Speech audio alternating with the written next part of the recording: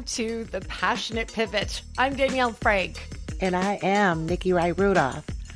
Each week we cover different stages of following your passion, like a practical roadmap, so you can pivot your life into a more passionate purpose.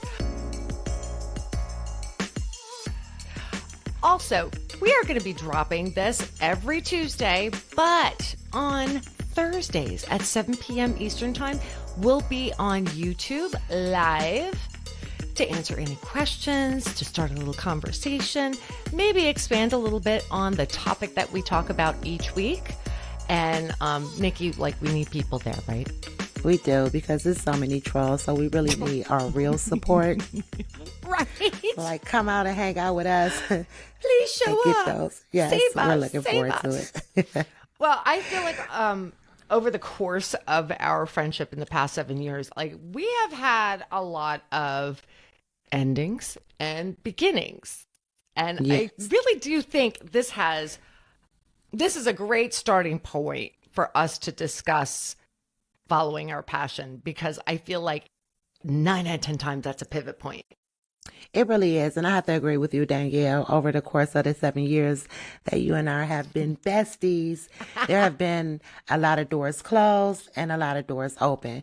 But what I've recognized is that throughout it all, never lose your passion, because sometimes the door that's closing, another door that's building, is really building on how you pivot your way through any of the obstacles. So just keep your passion.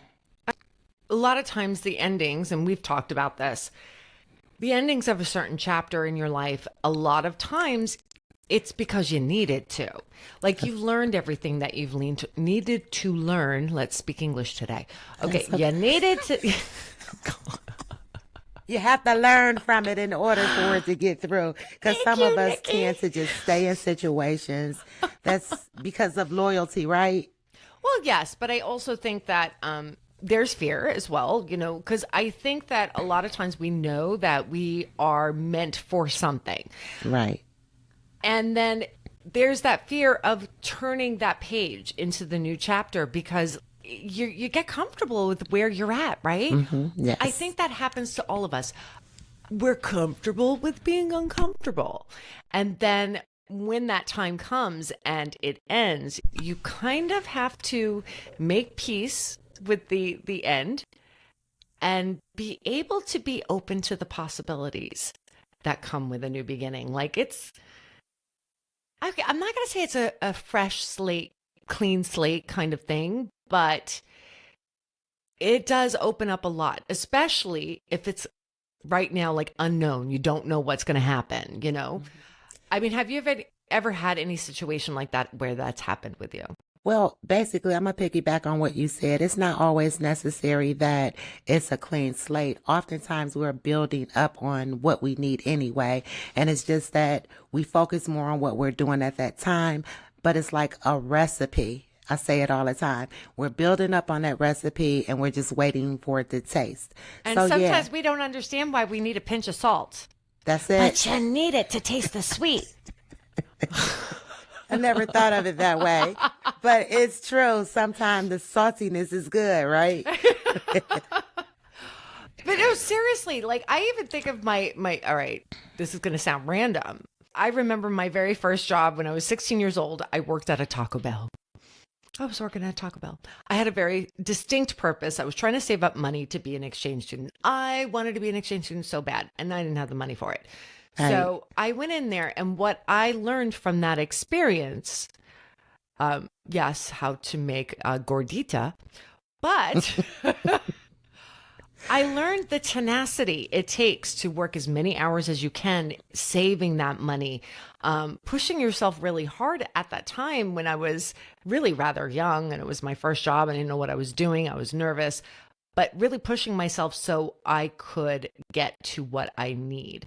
And I didn't necessarily know if for sure it was going to get me there, but I continued on as though it would. Absolutely. I get it. It's true. We do. Sometimes you don't know the unknown, and that's the scary part of it. But once you get there, you're like, oh, okay. It's funny because All right. So my boyfriend Bob and I talk about this word a lot. He loves to use this word because he likes taking photographs of it. But we talk about liminal spaces. And liminal spaces is basically that between time. It's like when you have an end of a chapter and a brand new one. And it's this weird kind of where you're anticipating something. Now, the thing I think about with a new beginning and following your passion, a lot of times we feel like we need to control the results. We need to know exactly what that roadmap is.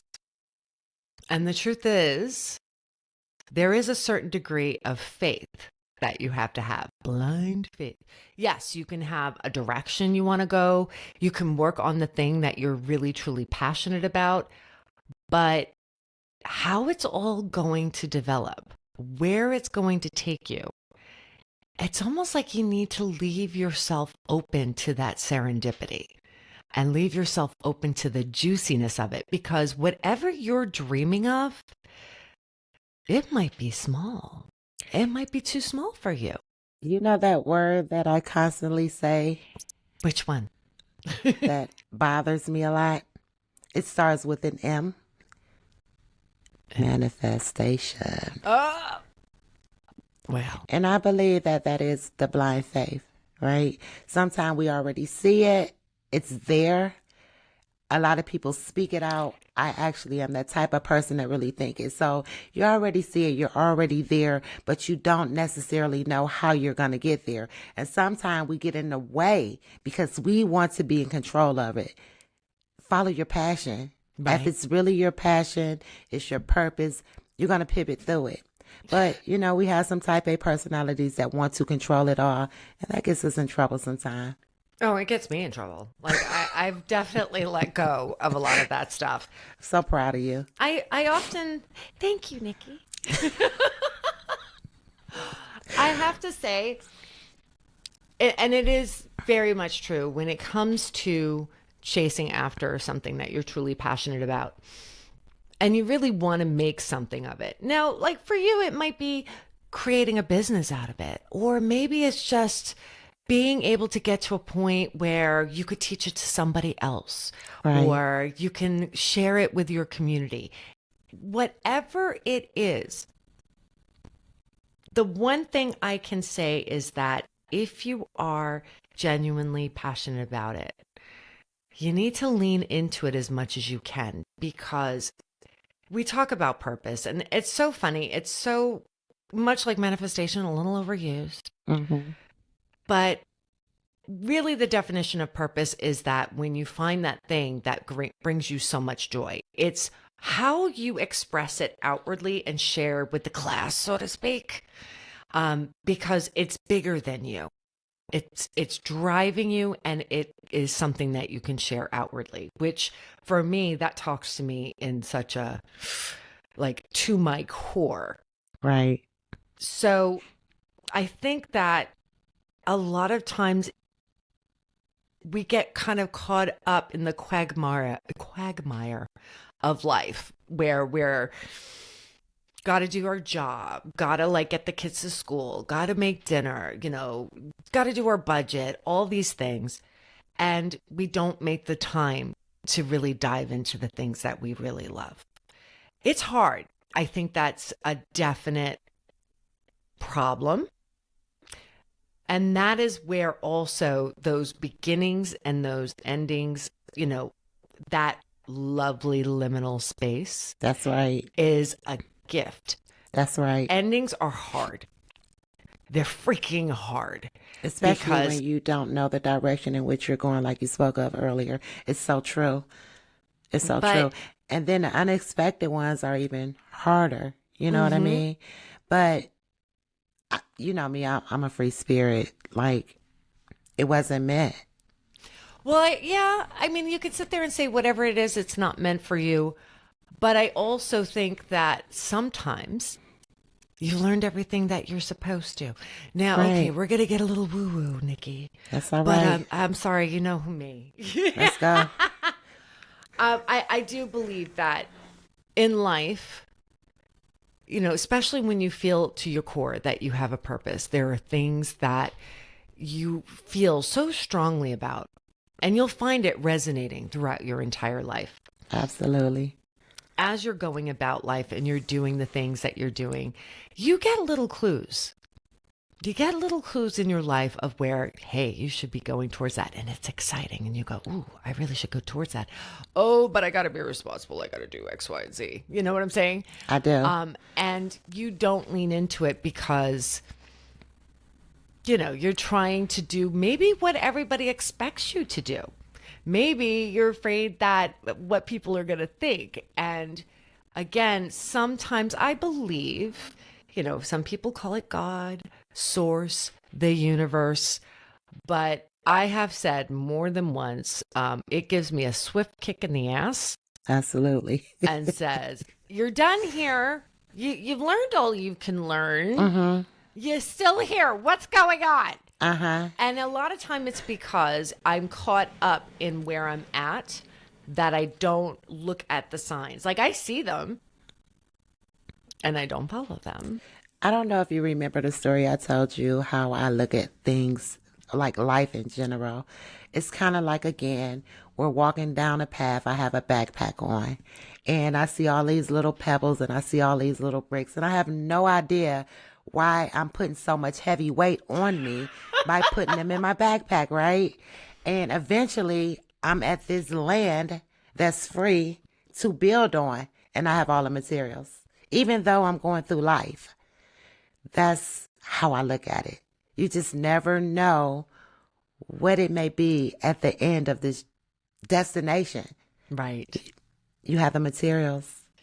We have the materials. It's just sometimes very hard to hear through the noise. And again, that's why those endings and that juicy place right before you begin, which is a little scary, but also a little exciting. It's a little bit of everything, where you need to find a way to ground yourself and breathe and remember what it is that truly, truly gets you excited about life. And sometimes you really don't know until that door is closed. Yeah. You have to be, the door is closed, the noise is away, you have time, like you said, to breathe. And then you look around and you are somewhere different, but the same body. So here's the interesting thing is that, like, there was a long period of time in my life that I felt like, I don't know what I'm passionate about. That changes on the daily. One day I love painting. The next day I love, gardening. The next day I love, home decor, Right. It's changing all the time. I don't know if it's ADHD or it's just, I have one of those personalities that are like I'm not going to say multi-talented. I would say. But you are. Why, thank you. Okay. But multi, I don't know. I just have a hard time sticking to. I will take that. But what I have found is that I start to look at running themes in my life, which I think that I would encourage everybody to do when they are in that space of, the ending and you're about to begin and you're trying to decide what is the best route. And for me, I looked at different jobs I've had, things that I volunteered for. And I'm like, it's varied. Like I said, I was a fitness instructor once. I, worked a lot with my kids' schools. I worked with a lot of different things. Right. And what I found was, in the long run, it was always about community.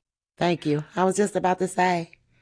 Yeah. And I didn't connect it right away. I think I connected it a little bit later, probably about 5 years ago, when I went, oh, wait a second. That's a running theme in my life. Absolutely. We can look at the psychology as to why, because I definitely, I came from a family of 11 kids. So I was born into a community. Right.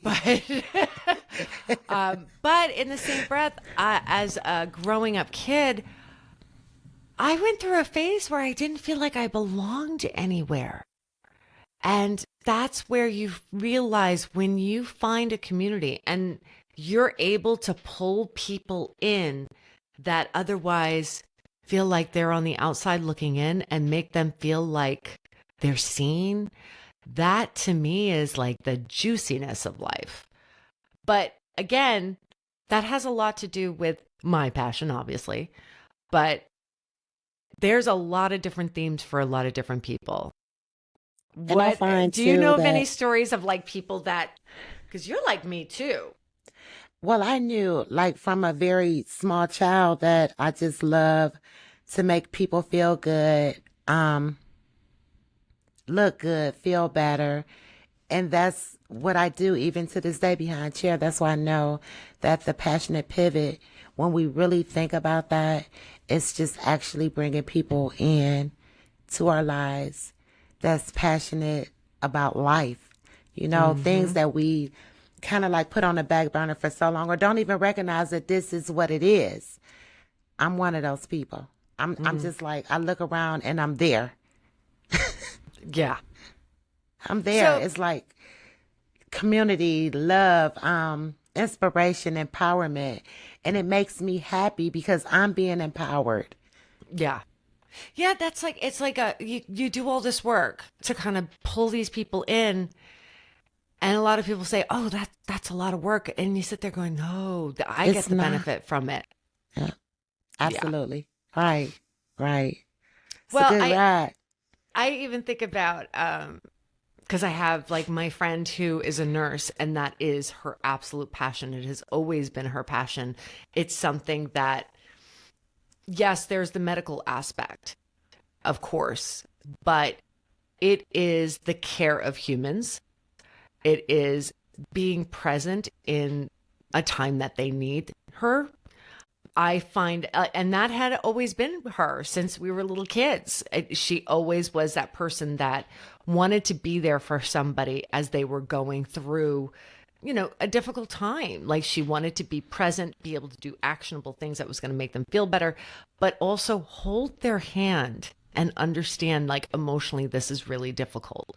And Right. so I think of like with her, it just seems so natural that she chased after being a nurse. And she was a little bit older when she started it. It wasn't like, oh, she got out of high school and that's what she went for. I think she originally went for accounting. And I remember looking at her like, what the hell are you doing?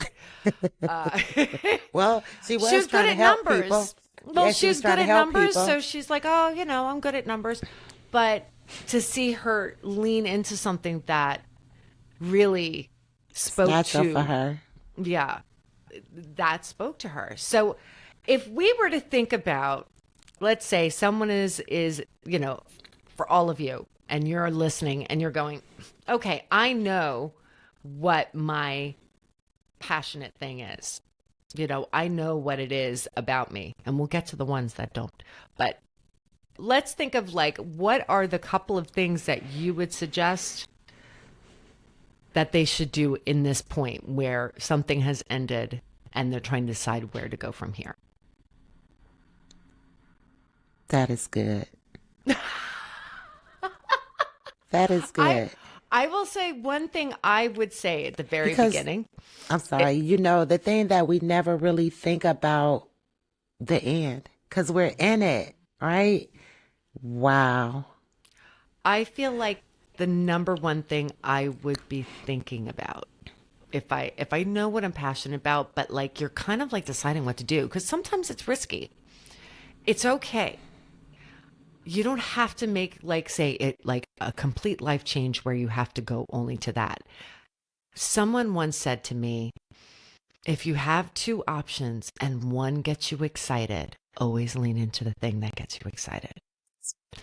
And the reason why is because if that's the thing that gets you excited, if that's the thing that you go, "Gee," and you are going to research it and you're going to go crazy, the chances are there's your passion Mm-hmm. and it's going to lead to somewhere. Like, have faith that you're going to put so much energy into that because you love it so much that it's going to lead to what you need to do. Because if you choose the one that doesn't give you excitement, you're going to do it. and not be happy at all. Not be Well, happy at maybe all. okay, but is it passionate? That's when it just becomes a job where you gotta work. Well, if it's a job or anything else, like even if you're just trying to decide what route to take, it's keep those things in consideration when you're trying to find what you want. What about you? Are there things that you think of when you're trying to chase after something, like, or you're at a precipice where you're like, what do I do from here? What do you think about? It's really sad to say. I mean, I don't want to sound like I'm not normal, I didn't say it, Nikki. but it's one of those things. Like with me, like it's that brick. It's like that backpack. Like it's like now I get it, and Danielle, you've been knowing me for 7 years, and I roll into it. Yeah. I mean, I can't tell you how it's done. Like I just roll into it, but it's always around love, right? Stability. But I will give you an example. Being a hairstylist for as long as I've been, I got to the point where I was like, I'm over it. I'm tired. And then I recognized that I was looking at chasing the bag. And once I took the bag out of it, I began to love it, because here it is. So we put too many goals on us. And when we don't reach those goals and we don't reach those numbers, it become, I don't even know how to say it. It's just frustrating. Yeah. So once I took that out and started falling in love with the purpose of making other people and recognizing, yes, we do need to work for a living to make money to live. But after I put my passion back into it and started really just loving what I did and not counting my book for how much money at the end of the week, the money came. Yeah. Yeah. That's how it's been. You know, even when I looked up and I said, well, I'm about to move to Charlotte. 3 months later, I was here, and I'm looking around like, well, I did it. What's next? And Blind I guess too, faith that comes, sometimes. it's I blind think that's the faith. hardest thing, because we say blind faith, but if you really think about it, That's always been me. it's not exactly blind faith. It's faith in yourself. Right. And I think a lot of people have a hard time with that, Mm-hmm. because, you know, we do a lot of things sometimes in life where we let ourselves down. A lot of times it's just making too big of a goal. Like, or just, I don't have a problem with goal setting. But Right. in the same breath, I also feel like it does it have to be that? What if it turns out you don't hit that goal? It takes a left-hand turn and it's better than what you were trying to go for. Exactly. Don't get so fixated on it. Keep yourself open and have faith, if this is something you're passionate about, that you're going to put in the work. And I call it that step by step with my sticky notes. And I often say that a lot of people write a list of goals down, and I don't. Like, there's a list, but I separate them, because I'm the type of person, if I look at this and it's 12 things to do, I'm exhausted. But if I look in 4 different areas and there's 3 sticky notes, I know that I can knock it out. Even if I jump from one to another, I'm getting it done. It's just overwhelming for me when I look at something like, oh my Lord, that's a lot. But by the time those sticky notes come down, it's done. It's step by step. Yeah. And I believe that sometimes we need to actually look at realistic goals for ourselves. I think it And- also, to a certain degree, in the sense of, even just, I've been very present in the day and not thinking as much about the future. And you would think, like, you're not thinking about the future, I have girl. to Like, clap. that's not very smart. How are you going to plan on how to take care of things? I take care of it today. Step What I by can step. do today. So the lists Say are it. really good for me, because, like, again, ADHD, I can stay present. I know what I need to do today to feel as though I am present and in the moment and doing the things that I love. But that I'm Danielle, that's passionate totally about. different from doing a 30-day calendar. I guarantee you're not doing that. I guarantee. I am guarantee- telling you, like, if I'm doing a 30-day calendar or a 3-month, they're like, oh, keep it short term. Just go to like 4 weeks, like tackle on 4 weeks. I'm like, No. I can't tackle the next 4 hours. Like, Thank no. Right. That's why I said it's the goal setting, and it's what we know we can handle without overwhelming ourselves. Because seriously, I know I was there, Yeah. and you look up 6 months later and you've done nothing. Right. And I like to believe, especially if, let's say, all right, your overall goal, let's say your overall goal is to be open up your own flower shop. You love flowers. I love flowers. I love flowers. But anyways, if you wanted to open a flower shop, but like, and you know a lot about flowers because you've been looking at them forever and you've been studying them. Instead of looking at the flower shop, I think for me, just to give an example, today, I'm going to, because I don't know much about that kind of business, I'm going to research businesses that have succeeded with it, where they make beautiful creations and it's in the kind of places I want them to be. I'm going to find a place where I can volunteer for horticulture today. I'm going to spend a day going outside and picking flowers or branches from a tree and That's making right. arrangements. I'm going to just do it and just make me happy and put it there and make myself happy. Tomorrow, I'm going to do a little bit more, maybe put a couple of, I'm not going to spend money on my coffee today. I'm going to take that coffee and put it aside. Now, a person might sit there and go, oh, what is that going to do? It's coffee. I don't need it if it means I can put that towards something I'm really passionate about. That's exactly right. I don't know. Coffee is really great too, and I love that. Right. But maybe when you volunteer, they'll have coffee. There you go. You know what? That's the great thing about the universe. It provides. It provides. So I think that, yeah, with those, when you're in an ending, it seems a little sticky. I have had so many chapters open and close throughout my life. You'll find if you look at the patterns in your life, you have too. And ultimately, I've gotten to a place where when I'm finding it's closing, I get a little excited. I'm not saying everybody feels that way. Right. You know, I had a job end and I was excited. Which makes no sense. I'm a sole provider for my family, but I was excited. Like I had absolute faith that I'm supposed to be doing something that's to my passion. And I had complete faith in myself, who've been spending day after day after day really researching and doing what I love to build that on my own. So yeah, like why not have blind faith? Do I know how I'm going to like make the bills all the time? No, but I have faith. It's going to happen. It's going to happen, babe. It's going to happen. Now you've had a situation like that once, right? Yeah, coming down to Charlotte. I didn't know, but I wasn't. It's not like you had a built-in clientele when you came down there. I did not have a built-in clientele, but I had a plan, right? And I used social media with the hashtag Olapress. Yeah. And I started it, a month before. Nobody knows where you are on social media. So a lot of people thought that I was already in Charlotte. Did you have any situation and all that?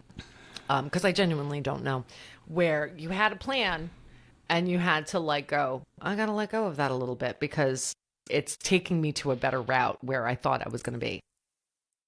When it came to the location, because I kind of like settled for whatever was available at the time. It was COVID, right? So I knew that I needed to, what I did not want to do, I'm going to tell you, I started to be like, well, I'll just go sit for a month, wait till something open closer to where I live.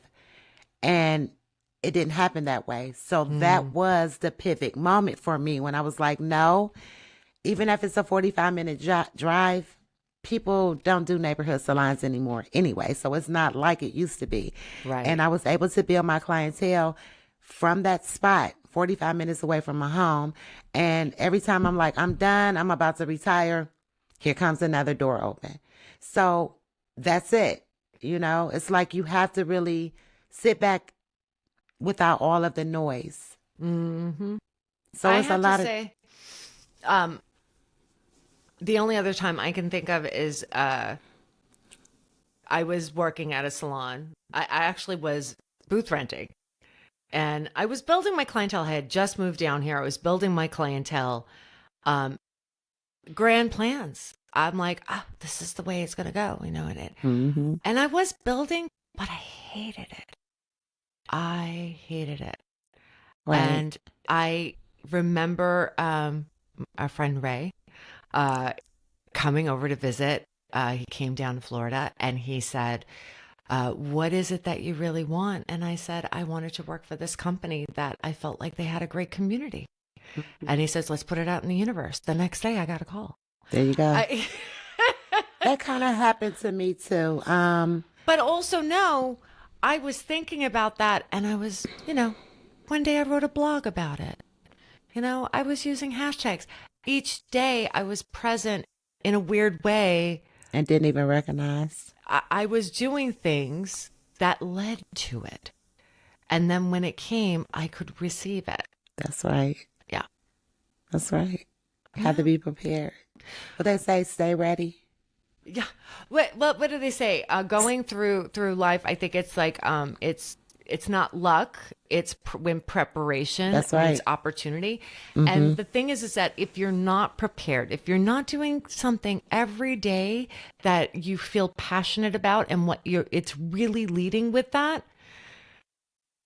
when the opportunity shows up, you won't even know it. It's not even about being ready. Right. You won't even That's see true. it. Mm-hmm. You won't see it. It's not there. I mean, it's there. But you don't know. It always was there. Right. You just had no idea. Right. Because you weren't doing the work to prepare. So this isn't just about, manifestation. And if I believe it, it will come. No, that's not true. This is every day doing things. That's reaching that. But not having an attachment to what it's going to bring. Right. When you prepare yourself, you see that opportunity. It falls in. It's like a puzzle. You're already there. You're molded into it. So I'm going to redirect things now. What about the people that are genuinely like, I don't freaking know anymore. I don't know what I'm passionate about. What would you suggest to them? Like they just had a chapter end and they're going, I'm looking at this blank space. And they have no idea. No, because I got to be honest with you. I had times in my life, like I know things for the moment that I like right now. Just do everything. I like that. I got to tell, I don't think my son will mind. He's 22 and he's going to school, but he's not sure what he wants. And I think this is a very common thing. Obviously, when you graduate high school, you're going to college. Some people know what they want. He just wants to get his associate. So, he has that option to get his bachelor's if he wants to. But he's been kind of hopping from job to job while he's going to school. Now, he does love cars, but then he also really loved thrifting and reselling online. He also really loved personal training. He loved editing, film editing, and it just like all these different things were popping up. Now, recently he got a job working at a company that deals with cars, which he loves cars. But he's not a mechanic, and he's listening to what it takes to be a mechanic, and he's not sure if that's the route he wants to go. And what he told me was that in this particular company, which is mostly tires, it was the camaraderie with the team. It was the support of their staff, from upper management all the way down. And he's like, it reminds me of like when I was personal training and I would, now granted, he was not a personal trainer, was not certified, but he was with his friends who all wanted to get fit when they were in high school. and build muscle. And Joey, I used to be in the fitness industry. That kid was coming to the gym with me every day from the time that he was a baby. So he's always been a little bit of a gym rat. So he was trying to really encourage his friends, keeping it a very positive experience. And so he said, I had failures in all these other jobs. And I thought, I don't know what the heck. I just jump to something and I work at it and then I lose interest. I'm like, I don't like this anymore. And I quit. And he's like, I hate that. I hate that. I feel like I have no direction. Like, what's wrong with me? I don't think it was that. I think he needed to be around people that he liked to do. I used to always say he was meant to be a personal trainer and stuff like that because he loved that interaction, that one-on-one, helping someone, making as though he was giving someone a value that would change their lives when it comes to, like, for personal training, it was to get them physically fit and feel strong. In this occasion, he often says, because like I said, he changes tires. It's very important that we keep them safe, Mom. Like, it's not like a car wash where you're just making it like I'm just washing their car. Like, right. This is like a tire is like, if it's not safe, they could get hurt. Their family could get hurt. And then to have that camaraderie as well with all these people that support that and support their team, he's like, oh, suddenly he figured out he likes to have purpose and feel as though he's giving value to others, but he wants to be around like-minded people that feel that same way. So let's talk about this then. I know it is the passion, but what happens when you are with those type of people and then all of a sudden it's no longer there? Right. Okay. So that's a very good question because it does happen. Yes, I know. It certainly has happened to me, but me as well. Right. So here's the thing. It doesn't necessarily end. No, that's what I was saying. What you do is continue on. It may not be in that surrounding, in that group. Remember walking through that door, closing the door, because that chapter is done, right? But you are still the same person. So you're still walking and pivoting with your passion. And I think there's twofold in this. It could and that's where this is for each individual. You have to take the time to really assess this, right? That's right. One of two things out of that scenario. If it ends, but you really loved it, but go and create it somewhere else. Yeah, was it really meant for you? Was that really meant for you? Like, if for whatever reason it was ending. The other question is, have you grown as far as you can, as much as you love it, have you grown to the point where God, universe, source is saying, sweetheart, you need to be challenged more because you are meant for more? Thank you. Thank you, ma'am. That was a hard one for me because I know. I get attached. Kind of remind us of our coffee moments. But also, it does not mean that it's that the you're beauty so passionate of what it is completely disappears. The relationships, that doesn't end. It doesn't. Like I said, but your journey continues. It's the environment. It's not the people. See, it's the place sometimes.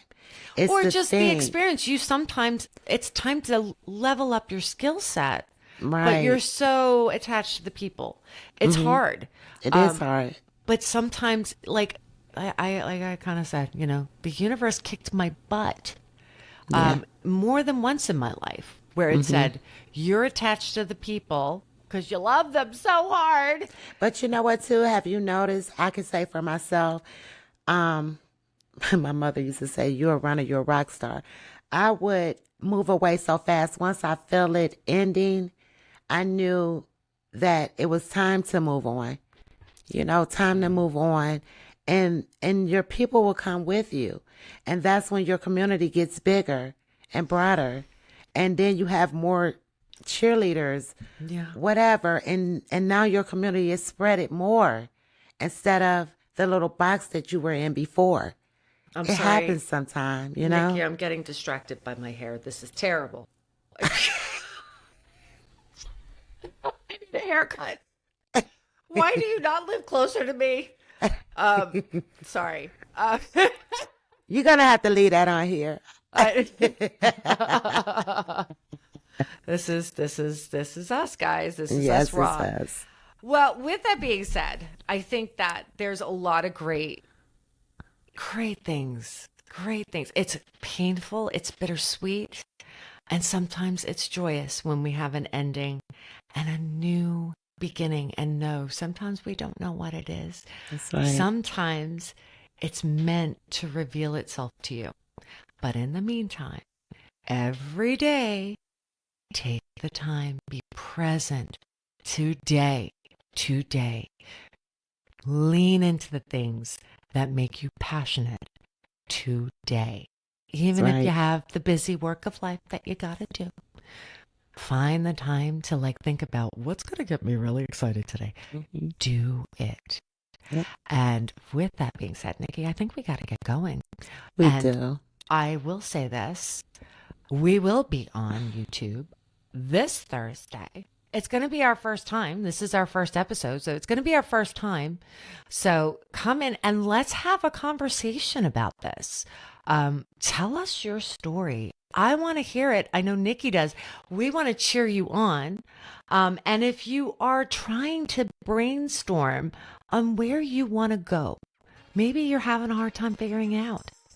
That is why we're here. Yes. That is why the community that is going to come and check out YouTube. I'm really banking on you guys showing up. But I want everybody to feel as though this is our community. We can support each other in our growth. And that's right. No one's success is your failure. Their success is all of our successes. That's right. So we want to really, really lean into that and enjoy it. So, Nikki, this was fun. It was. And we really appreciate you all. Thank you for listening to us. We're so looking forward to seeing how big our community get. We're all a family. We're all passionate. And let's just pivot through this thing. Okay, so you got to look up the Passionate Pivot on YouTube, on Facebook, on TikTok, and on our Instagram. And don't, you can always DM us if you have a question, you don't want to talk about it. We can always do a Dear Nikki and Danny hour. I know. If you want to have an anonymous question about you know, following your passion or anything like that, shoot us a DM. We're looking forward to it. And so, Tuesdays and Thursdays, come rock with us. And believe you me, it's going to be a lot of tea. Yeah. And make sure you leave a review. See, we're demanding of you guys. We're demanding. But if we don't ask, you know, it's never going to happen. Know. So, please, you know, if there's any way of leaving us a review on wherever you listen to podcasts, Apple, Spotify, whatever, rate us. Tell us we're fabulous. Tell us, you know, Danielle, you really need a haircut. I don't care. It's fine. Just give us a little bit of interaction. We appreciate you. And let us know if there's anything that you guys want to talk about. Things that you're passionate about, things that you've seen that other people are passionate about in different communities. We're so looking forward to this thing going. And we really appreciate you guys. And just remember, if no one has told you they love you, we do. I love you, Nikki. I love you too.